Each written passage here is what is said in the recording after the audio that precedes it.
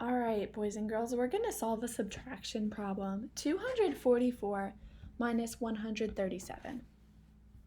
The first thing I'm going to do is I'm going to model my bigger number, okay?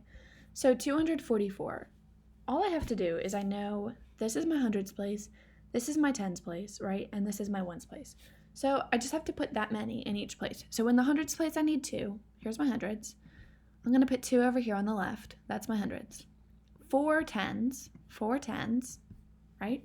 4 tens is 40. I'm going to put them in the tens. The tall tens tower, okay? 4 of them. Doesn't matter how you put them. The last thing I'm going to do is I'm going to put 4 ones into my wee ones house. 1, 2, 3, and 4. All right, now I have my first number, 244. What I need to do is I need to take away 137.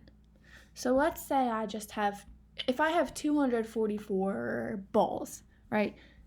That's a lot of balls. Someone comes along and they steal some. They steal 137. My question is, how many do I have left after 137 gets stolen? So I start here. Just like addition, when I subtract, I have to begin in the ones every single time. Do you get it? Every time. It doesn't matter. It doesn't matter if you're multiplying. It doesn't matter if you're adding. It doesn't matter if you're subtracting. You always start with these wee little ones, okay?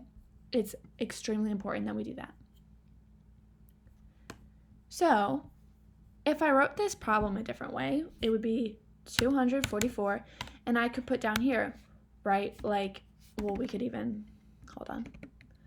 If I did, let's see, this, 137, right? And then we would do like something like that. It's not perfect. Doesn't matter. 244 minus 137 is our problem. I know I have to start with my ones. So 4 minus 7. Well, hold on. You cannot take 7 away from 4. You just can't do that. You just can't. But we have to, okay? We have to figure some way. One way that we can try is we can say, hey, tall tens, can we borrow you? We just need 1, and we're going to borrow you. We're going to borrow you, and we're going to put you in our house so that 7 can be taken away. So before I move the 10 to the ones house, I have to break it up, right? Tens are not allowed. We know that. We know. Tens are not allowed in the ones house. Tens have to be in the tens house. But if I break it up like this, now I have 10 ones, just like that, 10 ones. I have 10 ones and I have 4 ones. Altogether, 14 ones, right? 14 ones. So if I had the problem like this, the way that I would write that is so easy. I took 1 from the tens. So how many do I have left in the tens? 1, 2, 3. I have 3 left in the tens. Okay.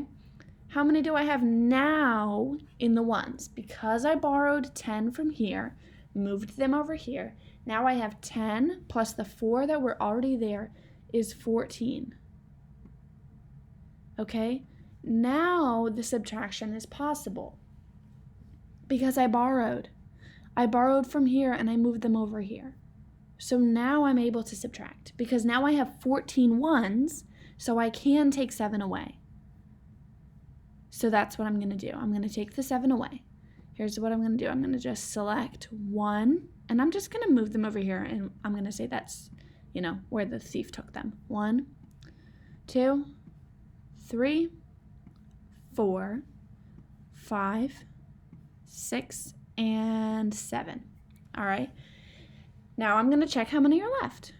1, 2, 3, 4, 5, 6, 7. 7 are left. I'm going to write a 7 in my problem. 7 are left. Moving on. Now I have the tens place. Okay. In the tens place, I now have 3 tens, and my problem tells me I need to take away 3 tens. My problem tells me I need to take away 3 tens. Well, guess what? I can do it. 1, 2, and 3. How many tens do I have left? Exactly. None. 0, 0 tens. Exactly 0.